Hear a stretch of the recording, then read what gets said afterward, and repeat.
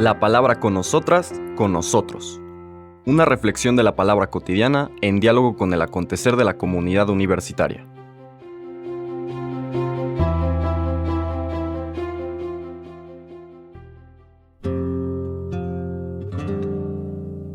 Hola, buenos días. Bienvenidas, bienvenidos a la palabra con nosotras, con nosotros. Hoy viernes terminamos la segunda semana del tiempo ordinario en estas lecturas. Vamos a leer los versículos 13 al 19. Podríamos decir que es el culmen, y vamos a explicar en un momento por qué, de toda esta dinámica de presentar el misterio de Jesús. Después, como este Jesús que viene a transmitirnos el mensaje de Dios, que es Abba, un papá que nos contempla con amor, y que quien vive desde este Dios que contemplándole lo sana, tiene la capacidad de transmitir, de comunicar el perdón de Dios, de sanar los corazones, de hacer que la gente encuentre una vida renovada. Eventualmente entra en conflicto con quienes creen que tienen la autoridad para decidir qué es lo que Dios quiere y cómo Dios se va a relacionar con las personas, y se ponen bloqueando la puerta hacia Dios como intermediarios, y llegan inclusive a pretender acabar con el Señor Jesús. Ayer veíamos una especie como de paréntesis para diferenciar quienes están en conflicto con Jesús y quienes están entusiasmadas y entusiasmados con Jesús, y quienes desde su situación de vivir atormentados se acercan a Jesús, son liberados y encuentran una vida nueva. Y así llegamos a esta lectura de los versículos 13 al 19, que como les comentaba es el culmen de todo esto. Una acción simbólica que el Señor Jesús toma para subrayar que, habiendo dedicado todo lo que podía a tratar de incorporar al pueblo de Israel en general, incluyendo autoridades religiosas y civiles, ante la cerrazón, ante la dureza de corazón de estas autoridades, decide fundar un nuevo Israel. Nos hace recordar lo que aquella parábola o metáfora que leímos, creo que fue el martes de esta semana, que al vino nuevo, odres nuevos, ¿no? Y no se le pone un remiendo de ropa nueva a una prenda que está rota, pero que es de tela antigua. Aquí hay algo radicalmente nuevo. Pretender volver o circunscribir a este proyecto novedoso en el sentido de diferente, pero no novedoso porque Dios tuviera otro plan antes. Este siempre ha sido el plan de Dios. Y como hemos dicho, si vemos con atención algunos de los elementos de la ley, como era el sábado, desde luego que en el fondo, en su origen, es una gran bendición para la gente cuando se vive correctamente. Pero cuando se utiliza como pretexto para algunas personas para buscar privilegios, imponer su autoridad, etcétera, etcétera, se desvirtúa. Entonces el Señor está invitando a volver al sentido original de la ley, es decir, del orden, de la armonía que Dios quiere para su pueblo, pero para eso hay que dejar atrás algunas de estas prácticas pseudo-religiosas, que en el fondo son solamente estructuras ideológicas de control y básicamente de mantener el statu quo en beneficio de quienes detentan la autoridad. Esta acción simbólica es la institución de los 12. El texto nos lo presenta así. En aquel tiempo Jesús subió al monte, llamó a los que él quiso, y ellos lo siguieron.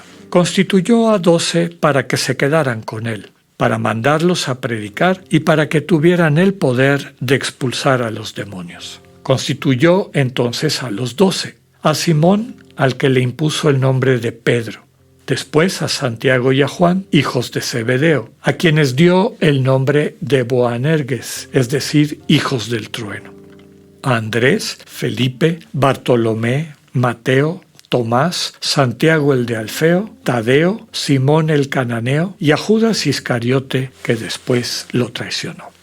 Palabra del Señor. Algunas cosas que vale la pena ver con detalle de la redacción de Marcos. Ya recordarán ustedes que con más o menos palabras. Esta escena está presente en todos los sinópticos, ¿no? En Mateo, en Lucas y desde luego Marcos, que seguramente es la versión más antigua y original, la que acabamos de escuchar. Coinciden prácticamente todas las listas de los sinópticos con los nombres de quienes ha elegido el Señor, con algunos pequeños cambios. Tadeo, en el caso de Marcos, en los otros aparece como Judas y por eso la tradición habla de Judas Tadeo. En otros se habla de los dos nombres de Mateo, Leví y Mateo, pero básicamente son los mismos. Ya hemos dicho que en este grupo hay personas con pasados muy diferentes y que en el Señor o alrededor de Jesús, quienes tradicionalmente habían estado opuestos, encuentran su vocación a ser hermanos. Con todo está presente también, y al final en todas las listas aparece Judas Iscariote, quienes crecen y se ejercitan en la referencia permanente a Jesús, aunque cometan errores, aunque pues desde su fragilidad vayan dando pasos hacia el frente y pasos hacia atrás, mientras mantengan esa vinculación con Jesús, pueden seguir madurando y seguir creciendo y, lo que también es muy importante, contribuyendo a la construcción del cuerpo del bien común. Pensemos en Pedro, en sus negaciones o en sus metidas de pata, ¿verdad? Sus arranques. Pensemos también en Santiago y Juan, que nos dice el texto que el Señor les puso el nombre de Boanerges, hijos del trueno. ¿Por qué? Porque tenían un carácter bastante fuerte. Recordemos que ellos son los que quieren hacer llover fuego del cielo para destruir a un pueblo que no les quiso vender comida, ¿no? Todos ellos son personas frágiles, pero es el vínculo con Jesús, el caminar con el Señor, lo que garantiza que ese itinerario hacia la plenitud llegue a buen fin. Quienes le dan la espalda a Jesús y se encierran en sí mismos, si bien han sido parte del grupo y han convivido un rato con el grupo, siempre corren el peligro de traicionar a Jesús y al proyecto del Señor, al proyecto del reino. Volviendo al inicio de la lectura, nos dice el texto que Jesús sube a un monte.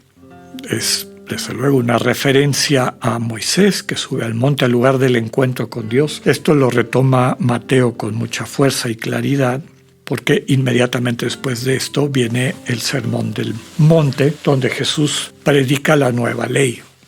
Este nuevo Moisés que trae una nueva ley para compartir con su pueblo.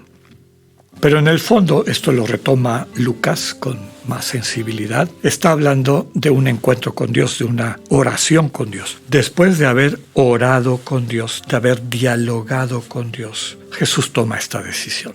La decisión, ya lo hemos comentado, de fundar un nuevo Israel, 12 nuevos patriarcas, 12 nuevas tribus, llamémosle así, recuperando el elemento simbólico de lo que fue el inicio de Israel como pueblo. Y después de hacer este acto simbólico, de decir ese Israel ya no es, ahora hay un nuevo Israel, que es el que va a llevar adelante el proyecto de Dios, subraya cuál es el caminito que van a seguir, ¿no? Quedarse con él, para que después puedan ser mandados a predicar y que su predicación tuviera la fuerza de expulsar a los demonios. Esa es la vocación de todas y todos nosotros. Somos invitados e invitadas a estar con el Señor, aprender de Él, dejarle transformar nuestras vidas, experimentar como nos manda a ser buena noticia para las demás personas y en ese vínculo con el Señor y el amor que compartimos, percibir cómo eso nos da el poder de expulsar a todo aquello que impide que la vida plena, que el amor florezca en los corazones de nuestros hermanos y hermanas. Que tengan un buen día. Dios con ustedes.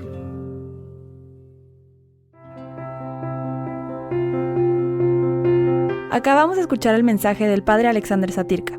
Escúchalo de lunes a viernes a las 8:45 de la mañana por radioiberoleon.com, a través de nuestra app gratuita para iOS y Android o por Spotify. Esta es una producción de Radio Ibero León en colaboración con el ITESO, Universidad Jesuita de Guadalajara.